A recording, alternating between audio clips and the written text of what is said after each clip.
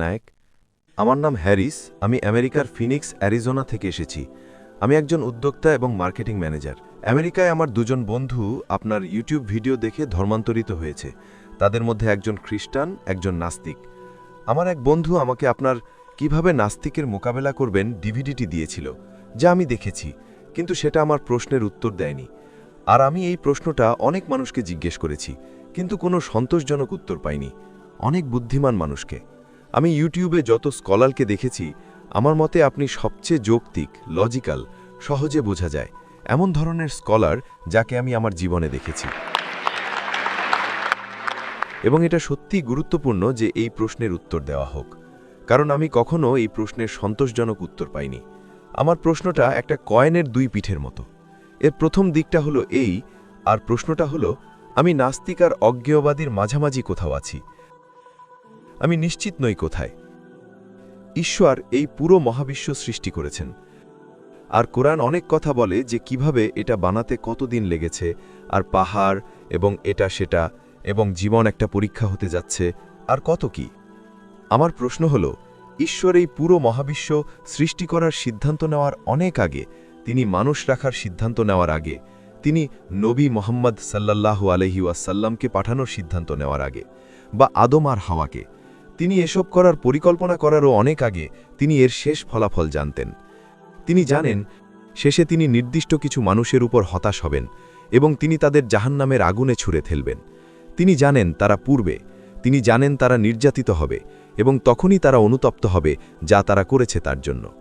তিনি পুরো মহাবিশ্ব সৃষ্টি করার অনেক আগেই তিনি জানেন ফলাফল খারাপ হতে যাচ্ছে। এটা নির্দিষ্ট কিছু মানুষের জন্য ভালো হতে পারে যারা জান্নাতে আছে, কিন্তু তিনি জানেন যে তিনি ওই মানুষগুলোকে জাহান্নামে যাওয়া থেকে বাঁচাতে পারতেন। তিনি সৃষ্টি নিয়ে এগিয়ে যাওয়ার সিদ্ধান্ত নেওয়ারও অনেক আগে, তবুও তিনি এটা নিয়ে এগিয়ে যাওয়ার সিদ্ধান্ত নিলেন তার সমস্ত ঈশ্বরীয় যুক্তি দিয়ে। তিনি কেন এমনটা করতে চাইবেন? প্রশ্নটা যদি আমি এভাবে বলি, ঈশ্বর এতটা নিষ্ঠুর আনন্দপ্রয়াসী কিভাবে হতে পারেন যে তিনি আসলে এমন একটা পরিকল্পনা নিয়ে এগিয়ে যাবেন যেটা তিনি জানেন যে ওইভাবে শেষ হতে যাচ্ছে? এটা কয়েনের এক পিঠ। কয়েনের দ্বিতীয় পিঠ হল, কোনো কারণে যদি আমি বিশ্বাস করি যে ঠিক আছে, ঈশ্বর সর্বশক্তিমান এবং তিনি বোঝেন সব কিছু মহান, ঈশ্বর মহান, কেন ঈশ্বর কোরআনে জোর দিচ্ছেন যে পাহাড়ের দিকে তাকাও, প্রোটন, ইলেকট্রন, এটা এবং সেটার দিকে তাকাও, সব কিছু এত সামঞ্জস্যপূর্ণ, আমি কত চমৎকার? কেন তিনি আমাদের বাধ্য করছেন তার সৃষ্টিকে চমৎকার হিসেবে দেখতে, যখন এটা ঈশ্বরের জন্য মামুলি ব্যাপার? মানে তাকে শুধু বলতে হয়েছে কুন, আর এটা হয়ে গেছে। তাহলে এটা কেন এত বড় ব্যাপার যদি ঈশ্বর এই পুরো মহাবিশ্ব বানিয়ে থাকেন যা এত চমৎকার? কারণ ঈশ্বরের জন্য এটা কিছুই না। তাই আমার আসলে তার সৃষ্টি দেখে অভিভূত হওয়া উচিত না। তিনি এর চেয়ে অনেক বেশি কিছু করতে পারেন।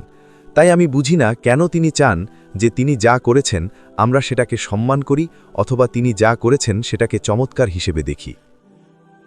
ভাই, খুব ভালো একটা প্রশ্ন করেছেন এবং খুব বুদ্ধিবৃত্তিক প্রশ্ন। এটা খুব ভালো প্রশ্ন, এবং তিনি ইউটিউবে কিছু আমার টেপ দেখেছেন, এমনকি নাস্তিকতার উপরও।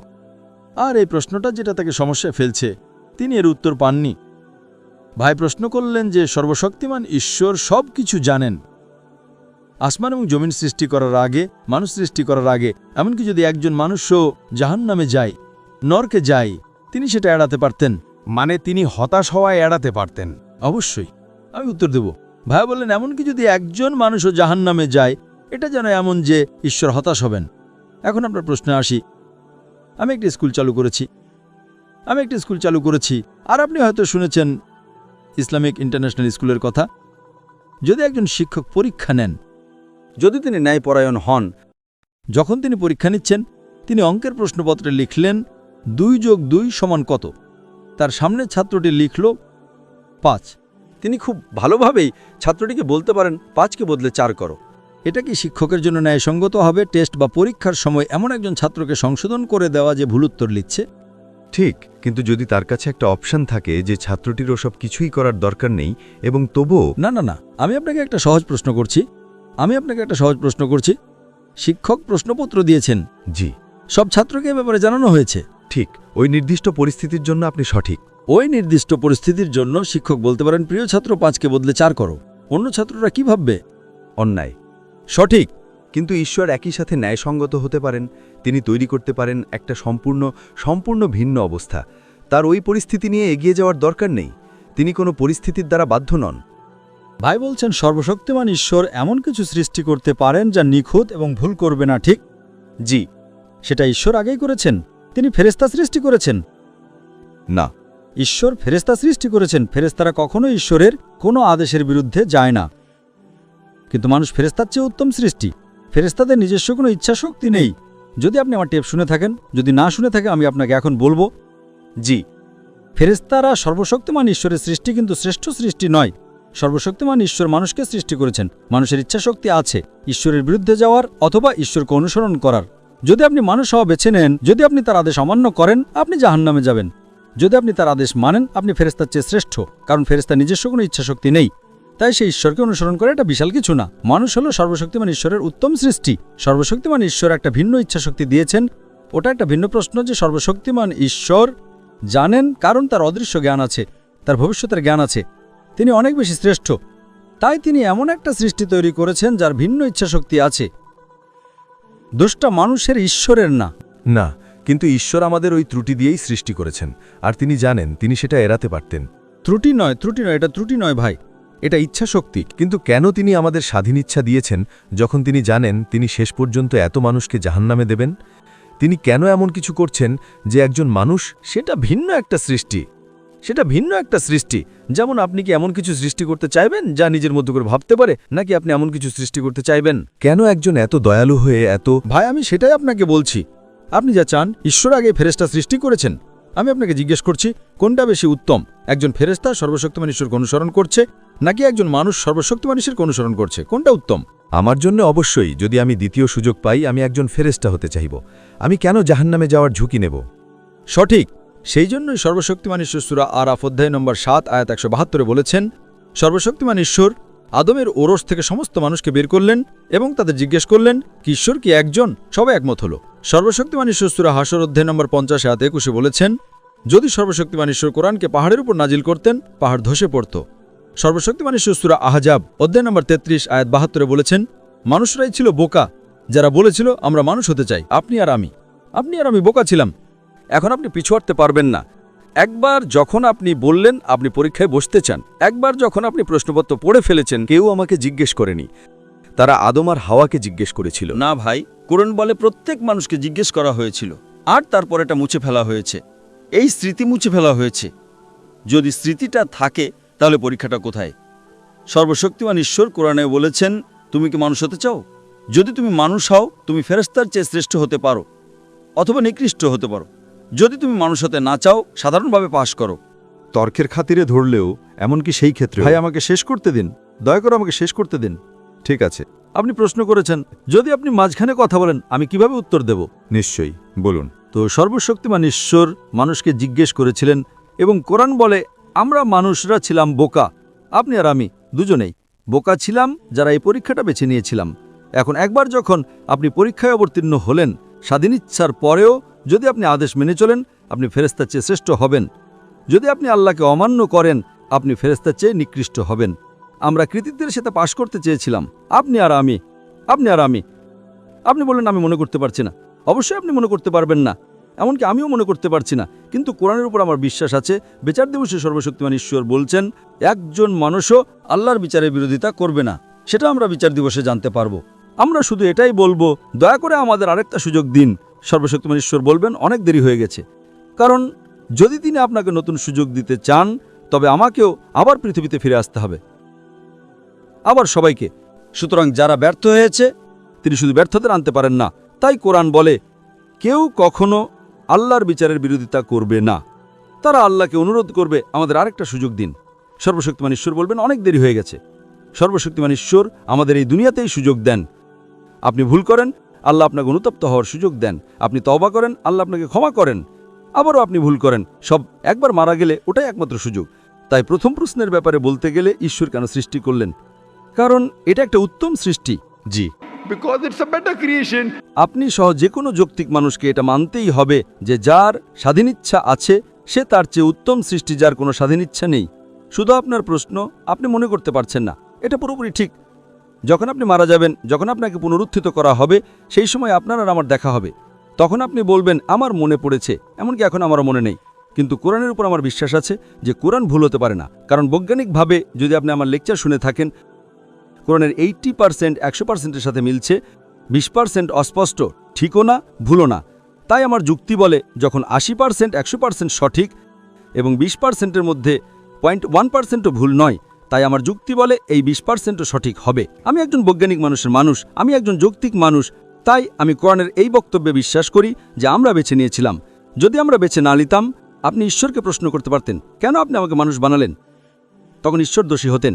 কিন্তু ঈশ্বর কোরআনে বলেছেন, তিনি জিজ্ঞেস করেছিলেন, পাহাড়রা ভয় পেয়েছিল, বাকি সব কিছু ভয় পেয়েছিল, আমরা মানুষরা এটা বেছে নিয়েছিলাম। কিন্তু আপনার কি মনে আছে জিজ্ঞেস করা হয়েছিল? আমার মনে নেই ওই প্রশ্নটা জিজ্ঞেস করা হয়েছিল। ভাই, যদি আপনি আমার উত্তর শুনে থাকেন, এমনকি আমারও মনে নেই, কিন্তু যদি আপনার মনে থাকে তাহলে পরীক্ষাটা কোথায়? কল্পনা করেন যদি একজন শিক্ষক আপনাকে কিছু শেখান, শিক্ষক আপনাকে বই দেন পরীক্ষার জন্য, শিক্ষককে বইটা নিয়ে নিতে হবে। যদি শিক্ষক বলেন ঠিক আছে বই নিয়ে নাও, উত্তর দাও, পরীক্ষাটা কোথায়? ঠিক আছে, কিন্তু পরীক্ষা শেষ হওয়ার পরে আপনি কি বাড়ি গিয়ে পাঠ্য বইয়ে মিলিয়ে দেখতে পারবেন নাকি পারবেন না? পরীক্ষা শুরু হওয়ার আগেই ঈশ্বর তো শেষ ফলাফল জানেন। ভাই আমার কথা শোনেন, পরীক্ষা শেষ হওয়ার পরে আপনি কি বাড়ি গিয়ে পাঠ্য বইয়ে মিলিয়ে দেখতে পারবেন নাকি পারবেন না? অবশ্যই কিন্তু পরীক্ষা চলাকালীন আপনি দেখতে পারবেন না। তো এখন পরীক্ষা চলছে ভাই, এটা শেষ হয়ে গেলে আপনি দেখতে পারবেন।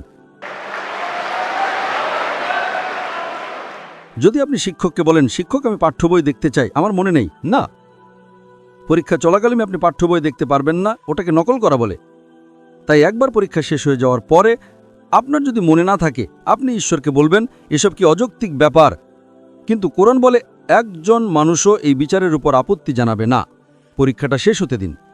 তাই আজকে আমি একজন বৈজ্ঞানিক মানুষ হিসেবে, একজন যৌক্তিক মানুষ হিসেবে, আমার বিজ্ঞানের জ্ঞানের উপর ভিত্তি করে, আমার যুক্তির উপর ভিত্তি করে আমি যখন অন্যান্য ধর্মগ্রন্থগুলো পড়ি আর যখন কোরআন পড়ি, আমি দেখি পৃথিবীর বুকে কোরআনই একমাত্র বই, একমাত্র ধর্মগ্রন্থ যা এই পরীক্ষায় পাশ করে। তাই আমি বৈজ্ঞানিক মানুষ হিসেবে, একজন যৌক্তিক মানুষ হিসেবে একমত যে ঠিক আছে, কোরআনের এই কথাটাও অবশ্যই সঠিক। আমার মনে নেই, এটাই তো পরীক্ষা। আমার যদি মনেই থাকে তাহলে পরীক্ষাটা কোথায়? তো এটা প্রশ্নের প্রথম অংশের উত্তর দেয়। প্রথম অংশ, যে ঈশ্বর নিষ্ঠুর ছিলেন। ঈশ্বর নিষ্ঠুর নন। উদাহরণস্বরূপ, আমি একটা মেডিকেল কলেজ শুরু করলাম। আমি চাই স্কুলের ছাত্ররা মেডিকেলে পড়ুক। স্কুলে যাওয়া কত শতাংশ ছাত্র মেডিকেল কলেজে ঢুকে? মোটামুটিভাবে আপনি কি অনুমান করতে পারেন? সামান্য কিছু, নিশ্চিতভাবে 5%-এরও কম, হয়তো 1%-এরও কম। তো আপনি এমন একটা কলেজ বানালেন যেখানে শুধু 1% ঢুকতে পারে। ঠিক আছে, এটা নির্বাচিত কয়েকজনের জন্য। ঠিক একইভাবে ঈশ্বর স্বর্গ, জান্নাতুল ফেরদাউস বানিয়েছেন। সবাই জান্নাতুল ফেরদাউসে যেতে পারবে না। কেন নয়? কি বললেন? কেন নয়? সবাই কেন মেডিকেল কলেজে যেতে পারবে না? কারণ এটা মানুষের ক্ষমতার বিষয়। মানুষ যদি সবাইকে মেডিকেল কলেজে ঢোকাতে সক্ষম হতো, তারা ঢোকাতো। আমাদের এভাবেই তৈরি করা হয়েছে। তাই একইভাবে সবাই ডাক্তার হতে পারবে না। শুধুমাত্র যাদের ক্ষমতা আছে তারাই পারবে। একইভাবে সবাই জান্নাতুল ফেরদাউসে অর্থাৎ স্বর্গের উচ্চস্তরে যেতে পারবে না। আমাদের চেষ্টা করতে হবে। ঈশ্বর আপনাকে ক্ষমতা দিয়েছেন, আপনি যদি তার পথ নির্দেশ না মানেন আপনি পারবেন না।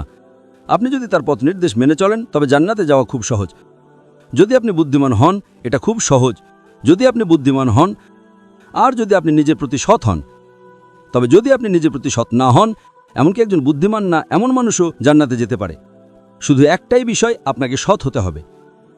ঈশ্বর তাকে অনুসরণ করার জন্য আপনাকে বিভিন্ন অপশন দিয়েছেন। কিছু মানুষ ভাবে তারা খুব স্মার্ট। আমি তাদের বলি তারা অতিরিক্ত স্মার্ট।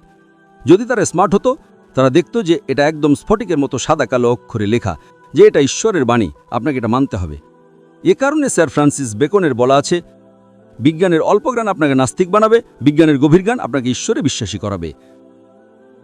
তাই আমি ঈশ্বরকে নিষ্ঠুর বলবো না, আমি বলবো আমরাই বোকা ছিলাম যারা এই পরীক্ষায় বসার জন্য সিদ্ধান্ত নিয়েছিলাম।